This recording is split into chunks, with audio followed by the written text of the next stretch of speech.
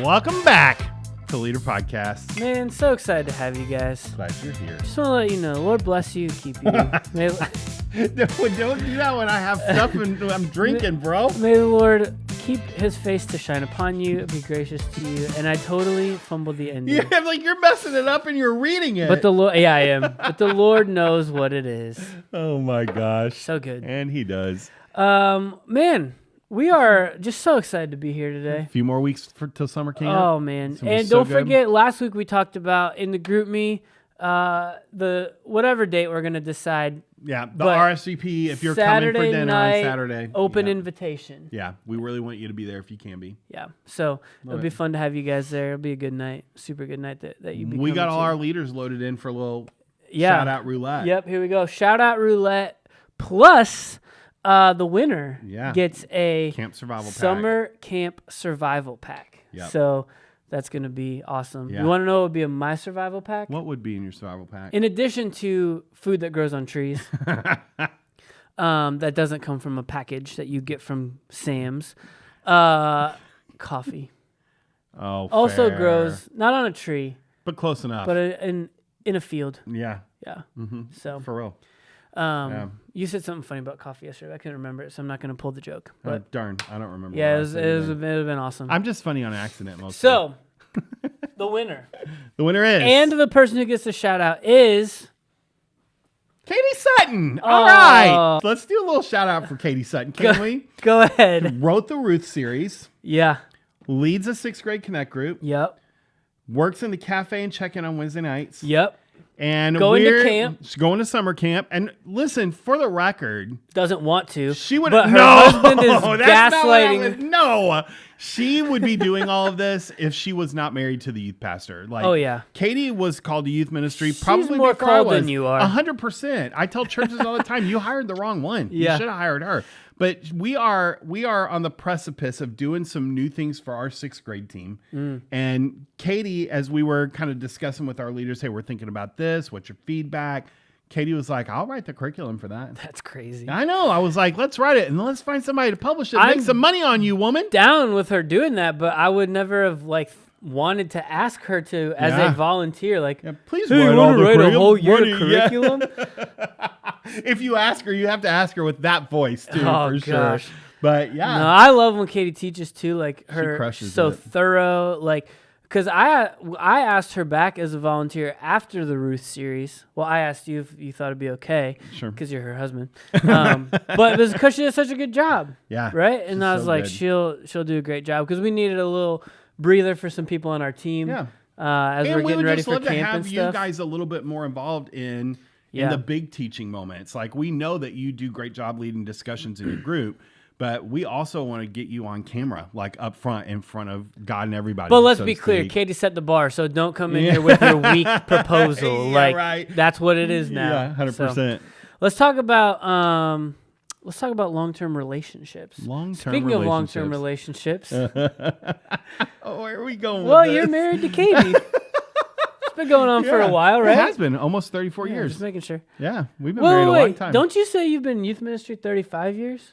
37 right now. So you were I'm in at youth 30. ministry before you were married. Yes. That's a fun fact. Yeah. You could win bar trivia with that. That's our next leader lunch. let's Bar talk- trivia. I'm down. Yeah. Let's talk. I love bar trivia. Whether I'm at a bar or a church, I just love trivia. We should do that. Yeah, that'd be fun. We should plan that for the next leader lunch. We should do it based off of job descriptions. Oh, that'd be so good. True or false? Yeah. And a little bit what do you know about other leaders? Like a Ooh. little bit like leader bingo. We should do send out a survey. Yeah. And get facts and stuff. Yeah. Ooh, that'd be fun. That'd be super fun. Yeah. Yeah. Thanks for coming to our planning session. Ben, plan that. He's producing the show.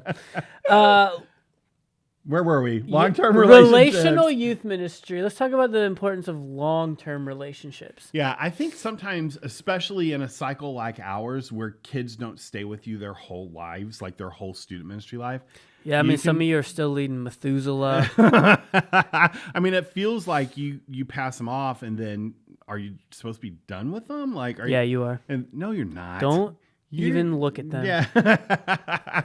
Part of the reason that we do our Connect group cycle the way we do it, where they have 3 or 4 leaders over the course of their 6 or 7 years with us, is so they will have multiple adults who are investing in their life as they go and after they go. Yeah. And so, staying connected with them long term, like and you probably do too. Like I still have students who reach back out to me now. Like right now I'm doing like a one-on-one like coaching thing with one of my students who's a pastor. Yeah. Who's 40 years old. Yeah. Like the long-term relationships cannot be underestimated. Speaking of Methuselah, jeez.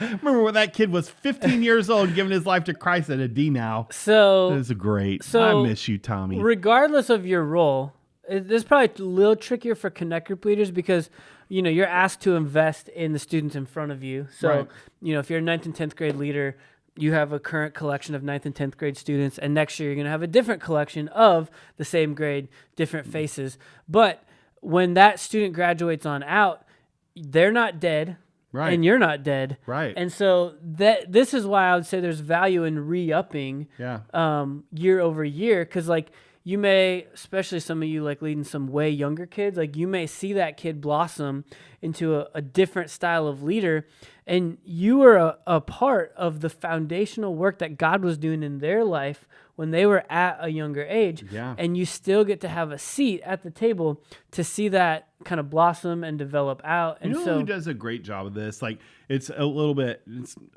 I'm going to make it work in this setting, is Kristen Wheeler.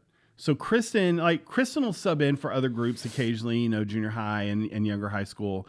She really starts kind of investing at the 11th grade year, obviously for seniors only. And that's Kristen and a whole team of people. But I've heard her tell me multiple stories about kids who come back from college who reach out to her like, hey, can we go get coffee? I'm struggling with a thing. Would you be willing to mentor me, if they don't move away? And she does a really great job of staying connected long-term with people well after they've left the youth ministry. Yeah. And so that, if life does, I get it, right? If life doesn't allow you to remain a part of our youth ministry, we don't want you, hanging on past what your prime, your ability your best used by date. I mean a little bit, especially if it's gonna drive you towards bitterness or resentment or those types of things. But if you're I don't know, I could go either way. Let this be the encouragement to if you're able to, and if it works with your life and your family and all the things, stay in it, man, because the value in those long-term relationships, you don't know what God's going to do with that. And you may be a middle school leader, but what if you, with students that you had years ago, led a grow group with a handful of them and really took it, to the next level with them, because you're there and you have that kind of long-term relationship. You're saying that, and it's reminding me of when we do camp grouping and stuff like that, because we are running up on camp, how many leaders I've had where I'll hand over their group for summer camp, because at summer camp, it is a feral land of wild animals.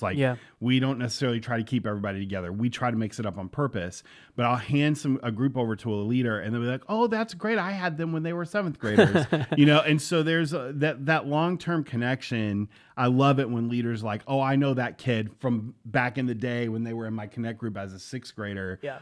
Those connections are important, and you get those through relational ministry in the short term to build the runway for something that's more long term. For sure. Yeah. It's good. Story time. Great. Story time. So there's a pen sitting on my desk.